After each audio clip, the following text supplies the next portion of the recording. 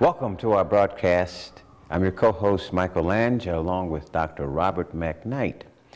In the past, we have done several shows where we have discussed topics, and as soon as we think we're getting into the topic, the show has ended.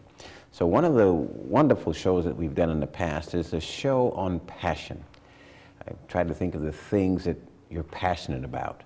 Try to think of the things that your heart aches to do. And we were traveling along quite nicely in our last show, and we got to that part of the bridge, and we didn't pay the toll. So I wanted to get a chance to reunite with this concept of passion. And I think the sense that I'm getting, Dr. McKnight, is that it's something that's inside versus something that's out there, meaning the material world. But there's something that my heart longs to do, but I got to go and do these other things. So first I want to welcome you to the program, and just want to ask you this question. What does your heart ache to do? What is it that you see as your contribution to the greater good? The uplifting and the betterment of humanity. That's my passion, that beautiful. I can make a contribution in that area. Now let me ask you, if tomorrow morning when you woke up, you could do whatever it is you enjoy doing, your passion, what would you do? Turning over to the, that's a very good question, because I've had other things told to me that I would make a good teacher. And I am a professor following on that advice, and it's passion that is driving that. So it's something in the uplift of humanity, but as an educator, being able to make complex things more simplified. That is, rather than try to eat the entire elephant, as a teacher, we just take one bite at a time. We put one foot in front of the others. So whether the course I teach is a research class, or a class called Creating a Meaningful Life, where students look at how meaning enters into their life.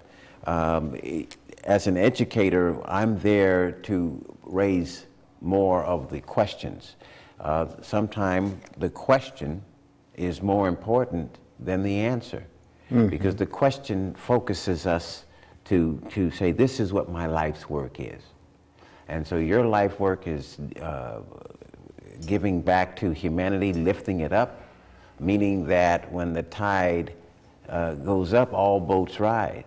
Yes. And if you, at the end of the day, at the end of your life, can say that you helped to bring the tide up, you helped improve, even if it's just one boat, even if it's one life, you made a significant impact through your service. And so, you know, I think the question becomes too, how do I take what you're asking me? What do I wake up to tomorrow and do well? That's the same question that I want to ask the audience. You know, given the finances, given the family responsibilities, let's lay all of that aside and take a look at what's going on dynamically inside of you, and what does your heart really ache to do? So you may have to dust off a few cobwebs. You may have to, you know, I never had a chance to think about a heavy question like that, Mr. Lange.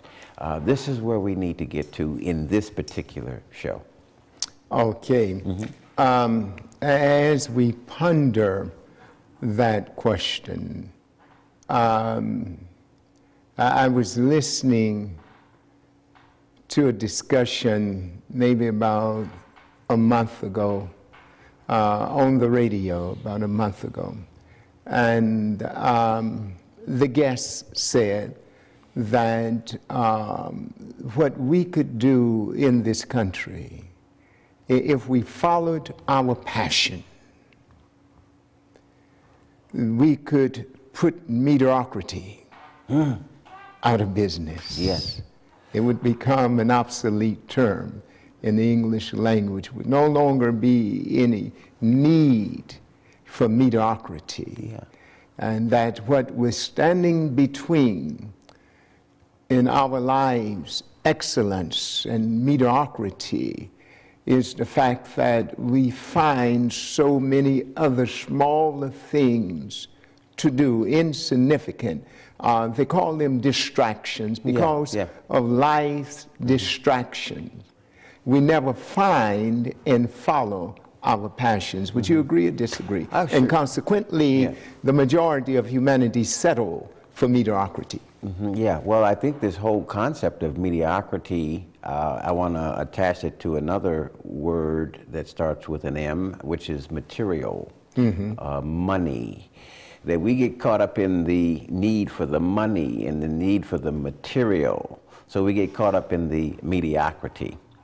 When we get caught up in the excellence, and let's use athletics as an example. A person coming into a high school gets engaged in a game because of the love of the game, the rules of the game, the engagement, and clearly there may be winners or losers, but it's how we play the game. Am I a teammate? Am I working with an ensemble of people? Let's say it's a basketball game.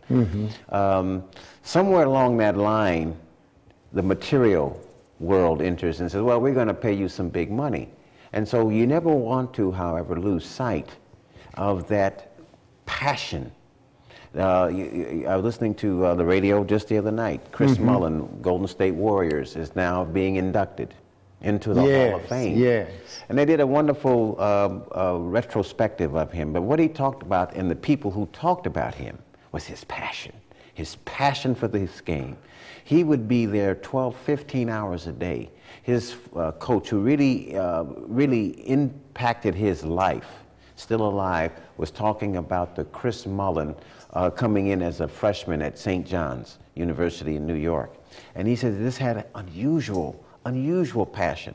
And he would just keep doing that shot over and over again. And if he kept doing it over and over again, he eliminated mediocrity right away, because he now was an expert at that particular shot. We only need a good metaphor or a good example to say, okay, well then I can hook my boat onto your boat and we can both rise. My game is not basketball, and it may not even be a game that I'm playing. You know, I've been in filmmaking. I've been able to put a camera on people around this country. I just finished 2 films. Took a year and a half for it to get to the silver screen. But how I feel next week when I get a chance to sit in that audience and see the big picture, to be able to see the angle, to be able to understand how that camera works, it's magic. I can only give it to a greater power than myself. But I know that I was able to put that skill, that craft, those f-stops on those lenses where that camera needed to be in order to tell that particular story. And people are saying, well, we want to give you an award for the, it's at a film festival that won an award. So I know that I'm getting close. I'm not, a Hollywood silver screen, big picture, big budget person. The kind of movies I do are movies, again, around raising the bar, about humanity, about justice, and that's what I'm filming.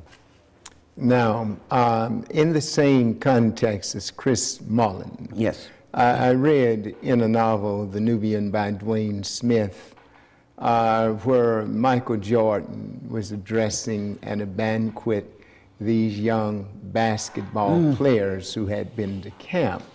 And so there was a time period for question and answers. And one of them, the main character, asked Michael, how was it he was able to do all of the unusual things, the miraculous moves on the court? And what did he say? Michael said, it is not something that you practice or you rehearse, but it is an urge that comes from within, and it takes over, and you almost lose control of your movements. The consciousness is replaced, by the subconscious. It's this passion that he has. Yeah. He didn't say that, but just using what you were saying, his passion for the game would take over. Well, I have a good example that connects right to that, because I've been honored and with good health to be an artist, a performer in front of a camera or in front of people at a stage. So as a result, 1,000 times I have performed as Malcolm X. Yeah. All across this marvelous country. I was in, I think I was in Boston, but it may have been New York, but I was in one of these places, and I realized that I am recreating verbatim the speeches of Malcolm X. And because I have the body inflection, then it's just the cadence that I need in order to capture the spirit of Malcolm X. And there was a performance where I lost 99.99% of who Michael was and gave it up to the spirit of the message that Malcolm was conveying. Yeah. Even though it was 40 years down the road from when he originally gave it. And when I realized, I said, this is a power bigger than me.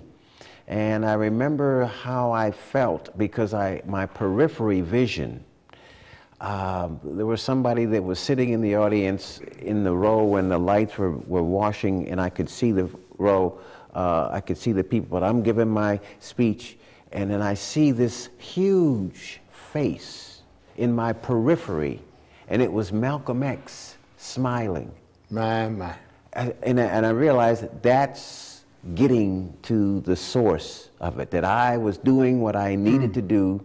I was at the right place at the right time, and Malcolm was approving of it, and he was smiling.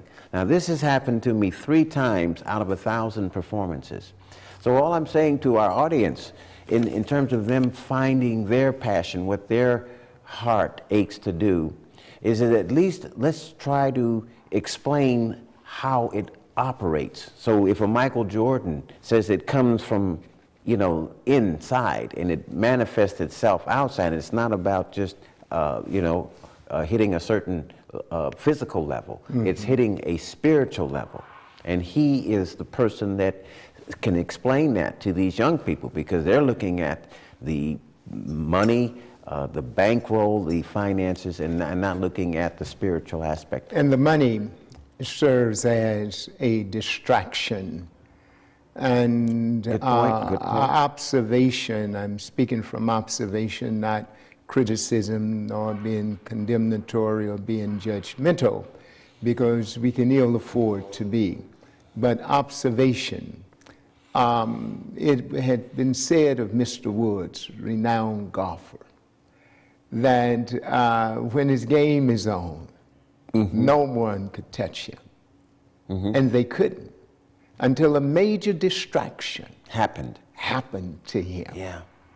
And so it interfered with his passion. And I recall. And he lost a lot of money as a result of that incident that happened. Yeah. So he had to contend with all of those issues. And so he wasn't focused, and that's the key phrase. He wasn't focused on his passion. I remember Muhammad Ali's first loss. Muhammad Ali was focused. Boxing was his passion. And then the beautiful people of the world became his groupies. The Hollywood performers, and Diana Ross, and all of them began to follow him around, and he became distracted. Wow. So you're saying that he wasn't the same as a result. As a result. So we have to learn the art of self-discipline. We have to become focused. And because what we focus upon is what we become. And so we have to focus upon excellence at whatever it is we perceive as our passion. If you follow your passion, then you do not have to worry about the compensation.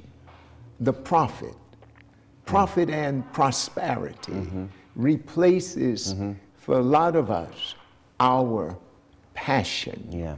There is a biblical verse that says that one should seek first the kingdom of God in all things, and his righteousness. Yes, in all things. And all things shall be added unto you. Yeah. God is this perfection, this power, this spirit that is within us. But let's put in there the things that create a foggy or a not clear focus. Things like substance abuse, things like alcohol and drugs and other things. I mean, it keeps us away from finding our passion, is what you're saying. Yeah, distractions. But we think that that distraction is feeding us and that that's the source. Let's say, for example, if I drink this alcohol, I'll forget my problems. Or if I smoke this marijuana here, I'll be a better person. You know, but that's not really what's happening dynamically. You're saying that this is a natural source, that's a source that's coming from a power that's within us that requires no drugs. From a power that works mightily within us. That many times we do not want to accept the responsibility that comes with it? That comes along with it. The responsibility says that you cannot settle for average, for mediocrity. Yeah. You have to achieve the best.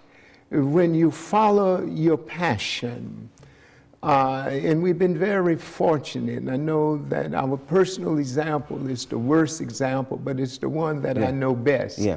I love what I do. I love teaching.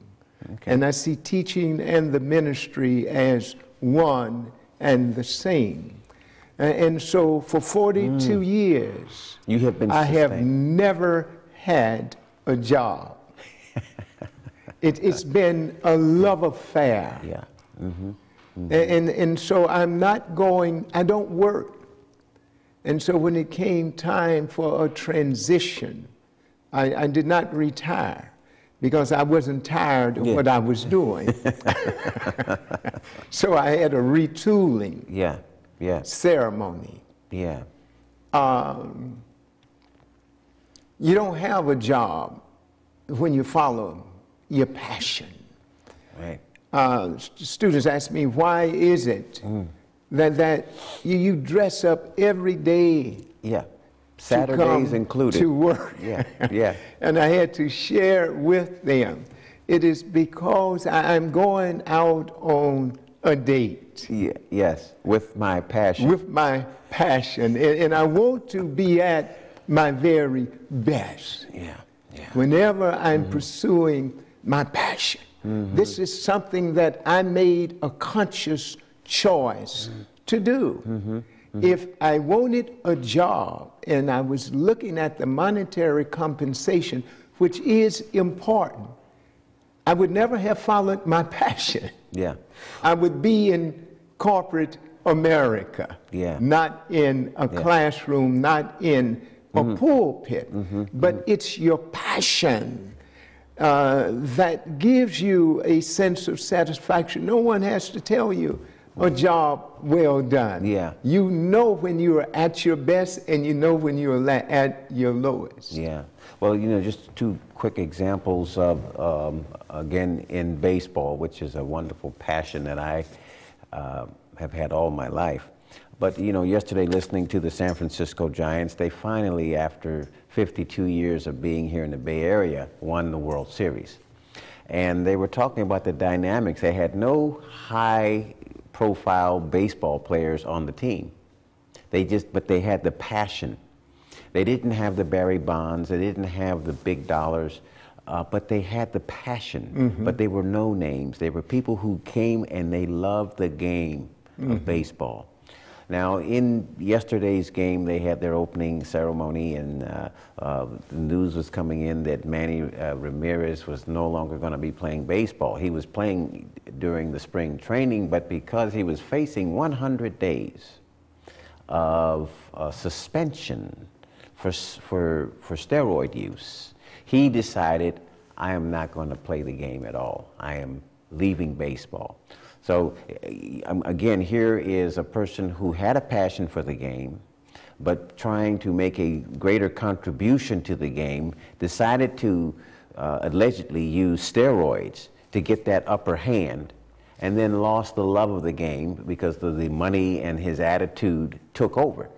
Wherever he went, whether he was in Boston, whether he's recently in Los Angeles, and now the last team that he showed up with, because he's now what they would consider a troublemaker, because his ego is a little bit in front of his baseball playing. And now we just heard the news just yesterday, abrupt, that he is no longer playing baseball. And he is at the prime of his life. So you wonder, would you have tried to get a leg up on your competition? Let's say did you ever want to become a principal of a school? Did you ever want to become a superintendent of a school district, but maybe would have to do something that wasn't fully legal or fully, who knows? It's called the old boys network. Nepotism, somebody, will get you through here, but you finally get to the top and you think, I can now help more people, but you haven't done the work yet. You haven't taken the long cut. You should, the worst thing that you could wake up to if you were being operated on by a doctor is when they say, oops. That's the last thing I want to hear is some doctor saying oops to me because they took a shortcut through medical school on how to anesthetize somebody. They said, well, you take that test for me. So I'm just saying there are no shortcuts in this game of passion. No, and you have to know what your passion is. Okay, so how would you... Is it quiet? Is it reflective? Is it meditative to find that passion? It's a process of all three, a combination of all three. I tried twice to be an administrator as being dean. Okay. First time I didn't even last a semester. There was no joy there. Because you didn't have the contact with the students? The contact was not there, and I wasn't dealing with the best of them, but the worst. And I'm healthy all the time, and I'm thankful for that. But for some reason, I contracted a virus, a cold, and it only bothered me when I was at school. I would pull off the campus, and I was fine, cleared up, and I say, aha. Yeah. So I know this. It manifests itself psychologically. Yes, because I did not really want to be doing that. Wow. And so as soon as I could get back in the classroom that November, I was back in the classroom and didn't have another sick day. And I was asked to do it again. I think 2000 or what have you. Made it through one semester and went back into the classroom because I had a job then. I was doing something that someone asked me to do. It wasn't something I wanted to do. Okay. And so there was no desire to be a principal or a superintendent. I would rather do what I love doing. Well, if to use a metaphor here, it's kind of like the students are a sponge and you're the water. I mean, you're giving them, and whether you're in the pulpit, you're giving them the word of God and they're just soaking it up. You can see progress. You can feel, I'm getting this now. That's what you're looking at versus dealing with a union or dealing with a group of strategies that administrators say we have to do cutbacks and all of that. So your real work is doing the sponge work, I guess is what we would call it. And becoming one with those that you interact with. A teacher and a student is one and the same. Okay. You cannot teach unless you're also a student. They come from the same root word, educator and teacher. Wow. And so consequently, it's just one spirit there. Are you saying that you learned as much as you taught? Probably I have learned more than I have taught. Mm-hmm. And because learning is a two-way street. Mm-hmm. And so when your students succeed, you succeed. Right. If you fail one student, you have failed. Yeah. Because to teach, you have to teach everyone present in the classroom. Knowing that there are different ways that people learn. So some are visual learners, some are written word learners, and so I can imagine that you just have a great time passionately working through it, just like a person passing the ball to another person to get to the goal. Yes, there are no low achievers, there are no slow learners. No. They're all students, they all have within them this potential to access their God-given genius. And so to educate is to bring out of someone that which is already there, not to replace that which is within your passion with something alien. Wow, beautiful. And so this is the challenge that you face in the classroom.